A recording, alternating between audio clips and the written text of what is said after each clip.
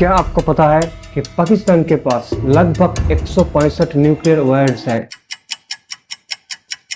और अब एक शॉकिंग रिपोर्ट्स ये कह रहे हैं कि वहाँ कुछ एरियाज में न्यूक्लियर रेडिएशन लीक हो चुकी है। क्या इन सब के पीछे न्यूक्लियर खतरा है? पाकिस्तान में न्यूक्लियर रेडिएशन का डर तब शुरू हुआ जब भारत ने अपने 7 मई को पाकिस्तान के आतंकी ठिकानों पर हवाई हमले। ये बस एक टेक्निकल ग्लिच है या इंडिया के लिए एक नया खतरा? चलिए जानते हैं। साउथ एशिया दुनिया का एक ऐसा रीजन बन चुका है जहां न्यूक्लियर वेपन्स कब गेम चेंजर बन जाए किसी को पता ही नहीं चलेगा।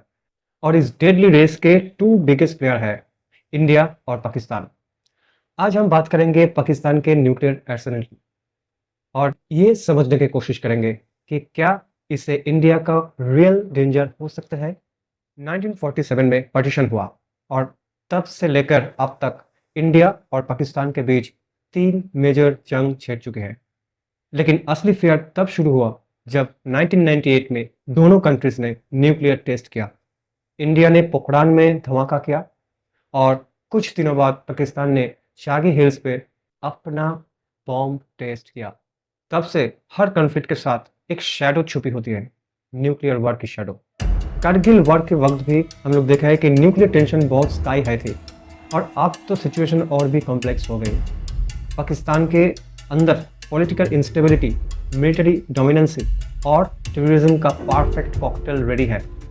और इसी बैकड्रॉप में एक शॉकिंग बात सामने आई कि पाकिस्तान के कुछ एरियाज में रेडिएशन सिम्टम डिटेक्ट हुई है जब उस इलाका में भारत में ऑपरेशन सिंदूर कंडक्ट कर रहा है।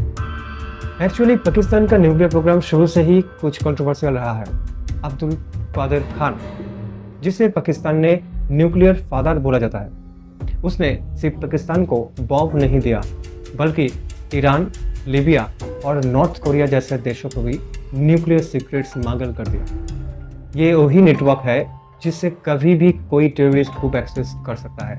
और अब पाकिस्तान के पास है टैक्टिकल न्यूक्लियर वेपन्स जो शॉर्ट रेंज मिसाइल्स है बैटलफील्ड में यूज करने के लिए।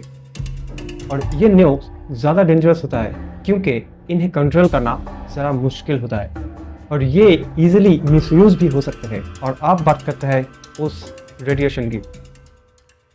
कुछ पाकिस्तानी एक्टिविस्ट और लोकल जर्नलिस्ट और सोशल मीडिया में ये फैल रहा है कि पाकिस्तान के किराना हिल, सरगोला एयरबेस और नूर एयरबेस जहां पाकिस्तान का न्यूक्लियर स्टेशन है, उधर भारत अपना most powerful Brahma's missile strike किया।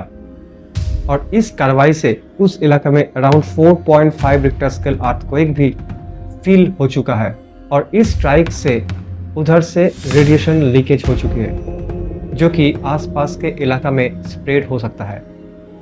बलूचिस्तान और नॉर्दर्न रीजन में स्किन बर्न्स, बाथ डिफेक्ट्स और नौसा जैसे सिम्टम्स के डर से उस इलाका का लोगों के अंदर भागदौड़ चालू हो चुकी है।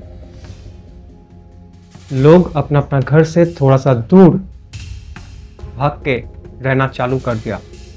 सैटेलाइट इमेजेस ने भी कुछ सस्पिशियस एक्टिविटी ट्रैक की है, जैसे कुछ एरियाज में हाई हिट जोन पा चुका है। लेकिन पाकिस्तान की गवर्नमेंट हर बार डिनाई करते हैं जैसे कुछ हुआ ही नहीं। अब सोचिए, अगर पाकिस्तान का न्यूक्लियर इंफ्रास्ट्रक्चर इतना अनस्टेबल है और वहाँ से रेडिएशन लीकेज हो रहा है तो इंडिया सेफ कैसे रहेगा। 2019 में बालाकोट एयर स्ट्राइक के बाद पाकिस्तान ने न्यूक्लियर रेडनेस बढ़ा दी थी। मतलब हर एक छोटी सी मिलिट्री एक्शन के बाद भी न्यूक्लियर लेवल पर टेंशन पहुंच जाते हैं। और अगर पाकिस्तान के किसी रिपोर्ट में एक्सीडेंट हो गया या कोई उनके टेररिस्ट के हाथ लग गया तो इंडिया का क्या होगा आप सोच सकते हैं। एक्सपर्ट्स का कहना है अगर इंडिया को लगता है कि पाकिस्तान का वेपन्स किसी टेररिस्ट के हाथ लग गया है तो इंडिया प्रीएम्प्टिव न्यूक्लियर स्ट्राइक भी कंसिडर कर सकते हैं। इसका मतलब we are living on the edge. एक छोटी सी चिंगारी भी साउथ एशिया को तबाह कर सकती है। पाकिस्तान का न्यूक्लियर प्रोग्राम सिर्फ उनका इंटरनेशनल मैटर नहीं है, it's a threat to the entire region. Radiation leak, unstable control और टेररिस्ट रिस्क, ये सब चीज़ें इंडिया के लिए एक रियल डेंजर बन सकता है। वेल, आपको क्या लगता है, क्या पाकिस्तान का न्यूक्लियर लीकेज इंडिया के लिए सबसे बड़ा थ्रेट बन चुकी है? कमेंट सेक्शन में अपना ओपिनियन ज़रूर लिखिए।